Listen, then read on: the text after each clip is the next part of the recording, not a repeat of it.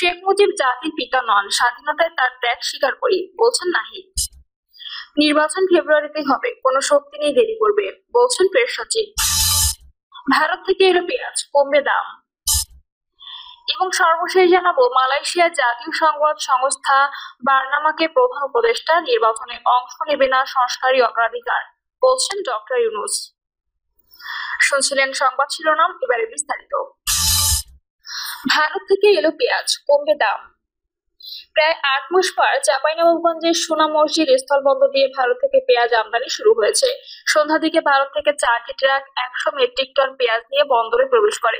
বিষয়টি নিশ্চিত করেছেন সোনা মসজিদ স্থলবন্দর পরিচালনায় নিয়োজিত বেসরকারি প্রতিষ্ঠান পানামা সোনা মসজিদ পোর্ট লিংক লিমিটেডের ব্যবস্থাপক মাইনুল ইসলাম। তিনি জানান, ৮ মাস আগে ভারত সরকার সোনা মসজিদের স্থলবন্দর দিয়ে পেঁয়াজ রপ্তানি বন্ধ করেছিল। ভারত থেকে ৪টি ট্রাকে করে ১০০ মেট্রিক টন পেঁয়াজ সোনা মসজিদ স্থলবন্দরে এসেছে। ব্যবসায়ীরা জানান, সোনা মসজিদ স্থলবন্দর দিয়ে পেঁয়াজ আমদানি শুরু হওয়ায় দেশের বাজারে পেঁয়াজের দাম কিছুটা কমে আসবে। এর আগে পেঁয়াজের বাজার দর নিয়ন্ত্রণে গত সোমবার ১২ আগস্ট পেঁয়াজ আমদানির ঘোষণা দেন বাণিজ্য উপদেষ্টা শেখ বশিরউদ্দিন। নির্বাচন ফেব্রুয়ারিতে হবে, কোনো শক্তি নেই দেরি করবে, বলছেন প্রেস সচিব। প্রধান উপদেষ্টার প্রেস সচিব শফিকুল আলম বলেছেন, ফেব্রুয়ারিতে নির্বাচন হবে, এখানে কোনো শক্তি নেই, নির্বাচনকে দেরি করবে। চিফ অ্যাডভাইজার বলেছেন। এরপর ইলেকশন কমিশনও বলেছে, আমাদের পুরো জাতি এটির জন্য প্রস্তুতি নিচ্ছে।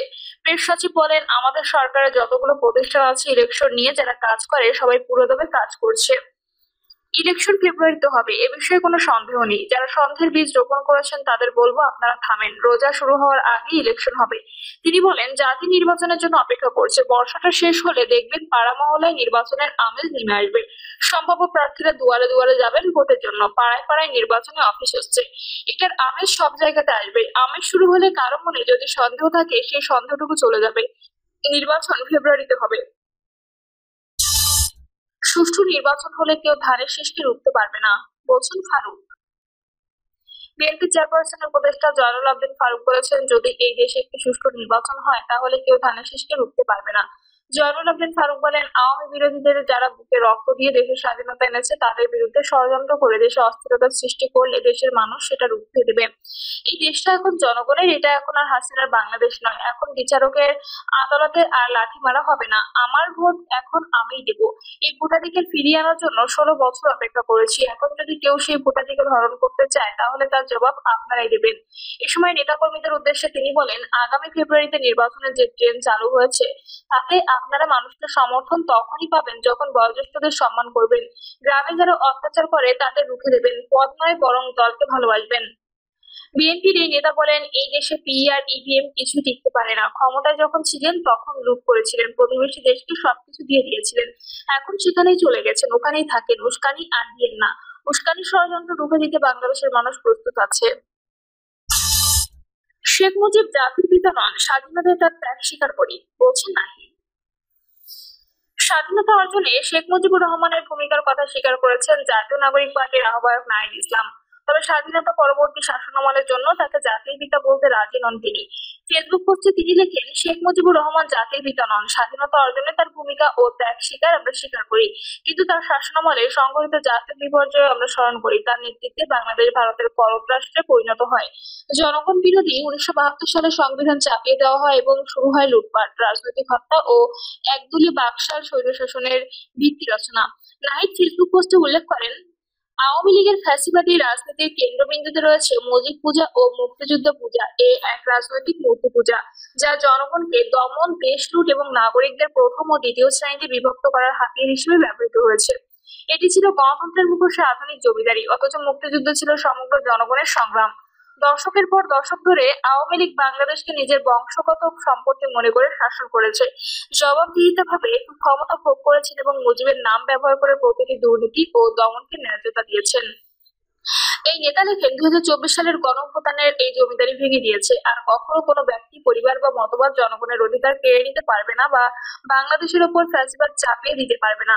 জাতির পিতা উপাধি কোনো ঐতিহাসিক সত্য নয়, এটি আওয়ামী লীগের তৈরি এক ফ্যাসিবাদী হাতিয়ার যা ভিন্নমত দমন ও রাষ্ট্রের একচেটিয়া মালিকানা প্রতিষ্ঠার জন্য ব্যবহৃত হয়েছে। বাংলাদেশ সমানভাবে সব নাগরিকের, এর জন্ম বা ভবিষ্যতের মালিকানা কোনো ব্যক্তির হতে পারে না। ফেসবুক পোস্টে নাহিদ ইসলাম লেখেন, মুজিববাদ হচ্ছে শেখ মুজিব ও মুক্তিযুদ্ধের নামে পরিচালিত এক ফ্যাসিবাদী মতবাদ। আমাদের সংগ্রাম কোনো ব্যক্তির বিরুদ্ধে নয়, বরং এই ফ্যাসিবাদী মতবাদের বিরুদ্ধে।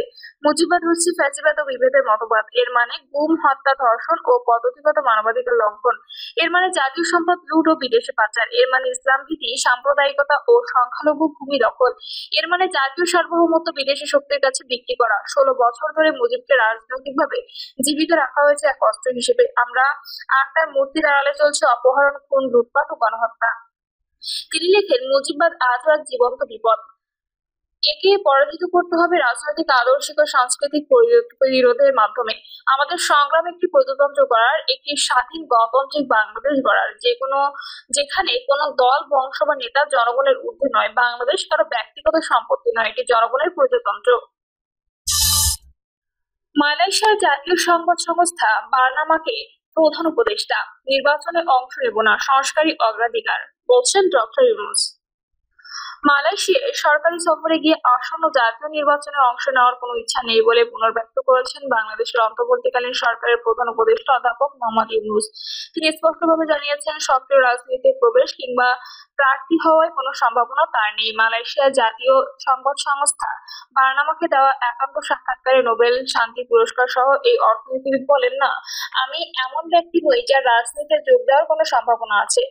বার্নামার প্রধান সম্পাদক আরুল রাজু দুরার রাজ, আন্তর্জাতিক সংবাদ বিভাগের প্রধান ভুন মিয়াও এবং অর্থনৈতিক সংবাদ বিভাগের সহকারী সম্পাদক কিশো কুমারী সুসেতারামের সঙ্গে এক বিস্তৃত আলোচনায় ইউনূস বলেন, তার মূল মনোযোগ এখন অন্তর্বর্তী সরকারের সংস্কার এজেন্ডা বাস্তবায়নে।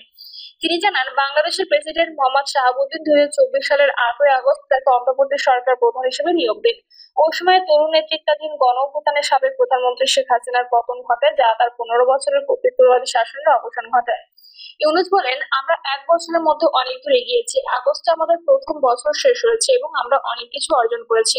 এই অগ্রগতির মধ্যে রয়েছে ঐকমত্য কমিশন গঠন, যা 11টি সংস্কার কমিশনের সুপারিশের ভিত্তিতে কাজ করছে। তিনি জানান, চলতি মাসের শেষ নাগাদ কমিশনের চূড়ান্ত প্রতিবেদন প্রস্তুত হবে, যা আরো অন্তর্ভুক্তিমূলক, অংশগ্রহণমূলক ও বিশ্বাসযোগ্য নির্বাচন ব্যবস্থার পথে পারতে বড় অগ্রগতি হবে। সংবিধান ও রাজনৈতিক ব্যবস্থা নিয়ে ঐকমত্য গড়ে তোলার কমিশনের দায়িত্বের মধ্যে রয়েছে, যেমন সংসদ একক হবে নাকি দ্বিকক্ষ বিশিষ্ট হবে। ইউনূস বলেন, রাজনীতিতে এসব বিষয়ে ঐকমত্য প্রয়োজন।